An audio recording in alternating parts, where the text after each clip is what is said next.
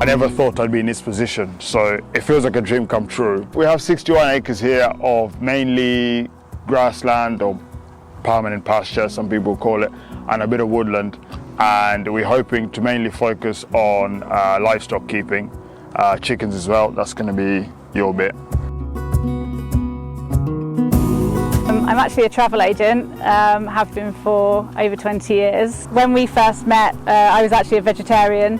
Like a lot of people, I didn't really know much about farming. When I moved in on the farm where Flavian was at the time, which was an agricultural college, I learnt quite quickly about how much he cares about the animals, his passion and his values, and gradually I did start to eat meat. And now here we are on Tynefield. We've got pigs, goats and sheep, so with plans for some more animals as well. And Oxbury's really made that possible for us. We've always dreamed of having our own farm. So Flavian initially contacted us after identifying an opportunity with a council tenancy. Naturally, his application for that tenancy, he had to provide a business plan and cash flow of what he was going to do on the holding to create and establish a sustainable business. And from that, the bank were able to clearly see the vision that was going to happen at Tynefield Farm. Do you want to give us a bit of an overview of, your journey, because it's sort of aligns so closely with New Gen and what we're trying to achieve? Yeah, I'd say because from a UK setting, I'm not from a farming background, but because being a Kenyan, I'd say nearly everyone in Kenya has direct link to the land. Like they've got someone that has land that they grow veg on. When we were doing our interview with the council, we got asked, what's your plan B? And I said, I've got up to plan J. Whatever I do, it has to work. So I don't want to tie myself or silo myself in sheep, beef, whatever.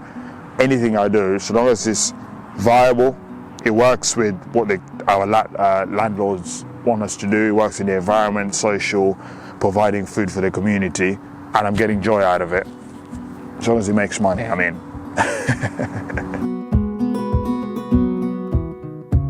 So you're one of our very first New Gen Yeah. applicants that's been successful and come the whole way.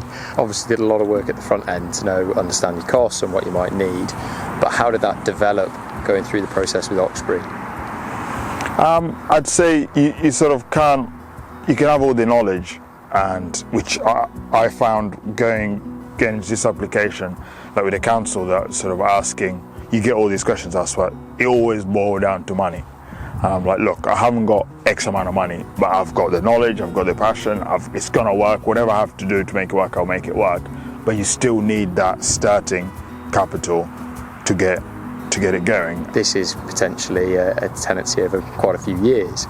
So what's the next step? What's the next plan? It's more about fleshing out what we already have, because I've quickly learned after coming, I had so many ideas, and I've narrowed them down slowly to the things I want to do now and things we're going to do next year and year after year after. On the side of sort of side businesses, pushing the pork, the pigs through the hog roast business, get the charcuterie business going, because that's been sort of put in a back burner at the moment, but setting up a unit on the farm and doing the charcuterie. Then I would say pushing the business to a direction where both me and Nikki can work in it and make it viable. This is one of our new ventures. We needed to have something that's going to bring that income in, and this was it. And the fact that we've got the pigs here, we look after them. I take them to get processed. I process some myself, get them ready, get them to customers. We've done 3 events so far. We've got a few more planned this summer. I like food. I like looking after animals, and the fact that I can talk about the whole process in one, and sort of producing food for people and seeing people enjoy eating is definitely a plus for me. But yeah, it's been an interesting journey getting here, and together with the council, Oxbury Bank have definitely helped us get that leg up onto this position we're in to be farmers in our own right in the UK.